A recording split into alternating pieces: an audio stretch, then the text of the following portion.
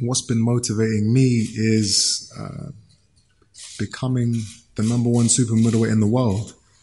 And this is my stage. This is my time. This is my opportunity to prove everything that I've been saying is real. And it's to prove that, I guess, the doubters, the naysayers, the keyboard warriors, they were wrong. George Groves is the unfortunate man that has to bear that brunt. What's motivated me is, being a kid, being 14 years old and dreaming of fighting on a stage like this, two of the best super middleweights in the world, putting it all on the line, and me being victorious. That is my motivation. Yep. Hello everyone. Thanks for coming in. Great turnout. I've been involved in some big fights. Learned a lot along the way. This for me, although it's a tremendous turnout of media, it's not my biggest fight to date. But I am in, I think, the form of my life. Certainly in the best shape of my career. Fully prepared to go out and retain my world title in style. So I'm really looking forward to the weekend. In view of that pedigree, George, does it surprise you that Chris is the bookmaker's favourite? No, nothing surprises me in boxing anymore, to be honest. There's a lot of hype around the fight that usually pushes fights towards being billed as a 50-50. Certainly it's being billed as a 50-50. People are split down the middle. They don't know who's going to win. We know who's going to win. But it makes it that much more interesting for the weekend, for the casual fan, for the spectator. So we know what we can do, what we will do, and we look forward to going out and doing it, and maybe leaving a few people scratching their heads, going, "Why didn't I quite see that?" But as I say, I've said it earlier on in the week. It's not an expression that I particularly like, but it comes down to levels, and I'm levels above junior. I mean, that's surprising to hear.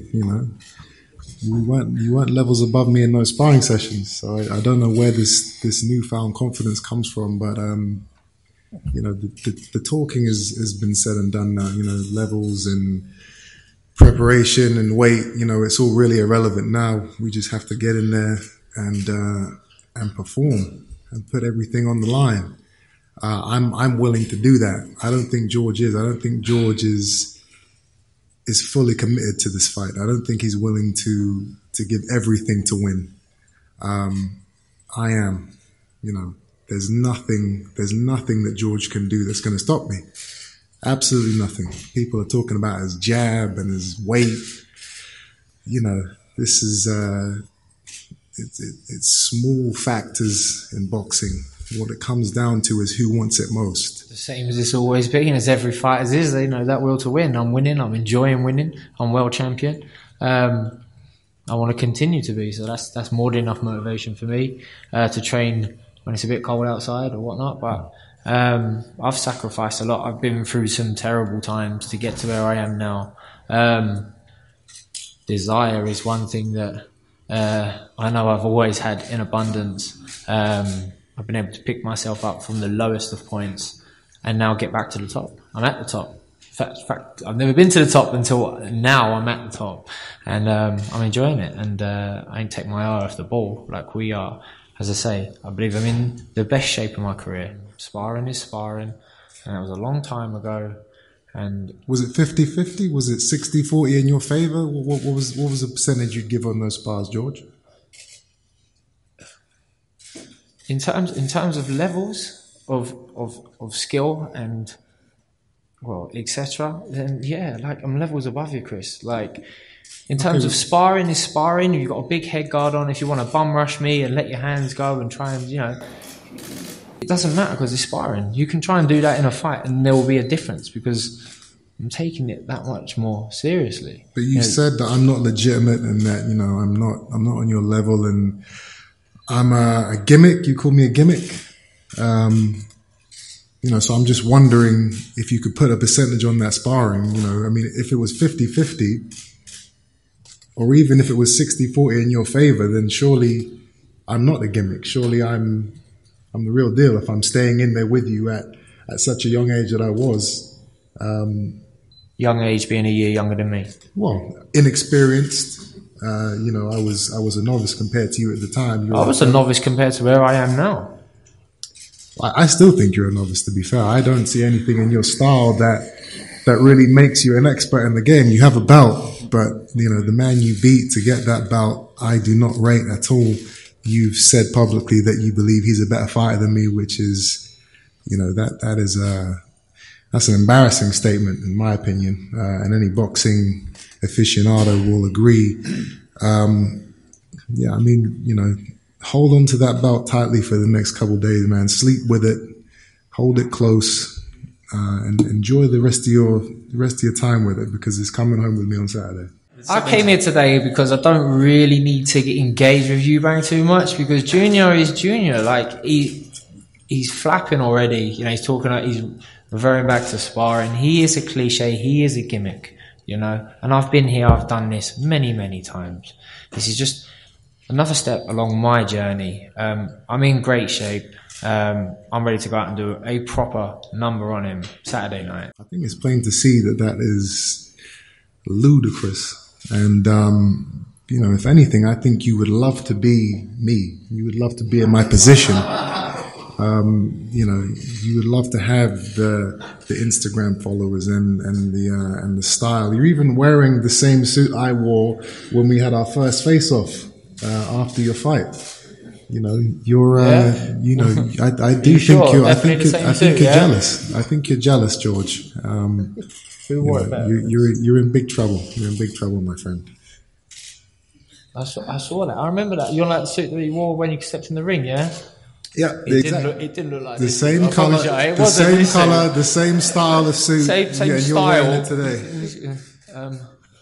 But thank you for the compliment. I appreciate that you like my style and that you decided to wear the same suit. I totally forgot about that, to be honest. You if didn't it is forget, similar... George. You looked at the pictures and you thought, you know what?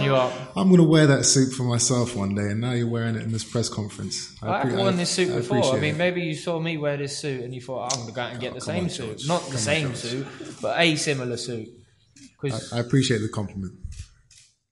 Considering the careers both of you have had and how much is on the line on Saturday, how do each of you think their opponent will respond to defeat? Chris? The honest answer to that question is I genuinely haven't even processed the outcome of defeat. That it just hasn't entered my mind. I've replayed this fight hundreds of times, in my mind, in my dreams.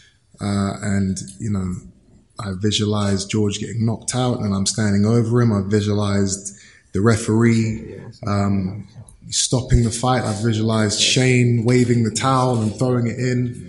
And I visualized George quitting on his stool just because he just doesn't want any more of the firepower.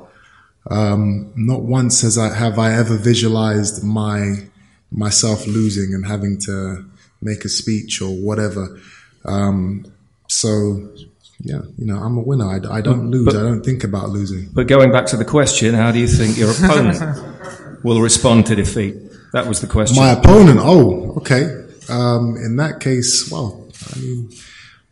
that's another thing I haven't really focused on. I'm not worried about George and his emotions and how he's going to deal with the fight and what he's going to do after the fight. He's lost before on the stage of this. He's been definitively beaten by other men. I haven't. He knows how to lose. He knows how to get knocked out. His chin has an off button. Mine does not. So George will take the loss in his stride. Maybe a retirement afterwards, sail off into the sunset, enjoy himself, enjoy the money. I'm going to help you buy the boat, George. George? I'd probably blame his dad and then move back down to middleweight.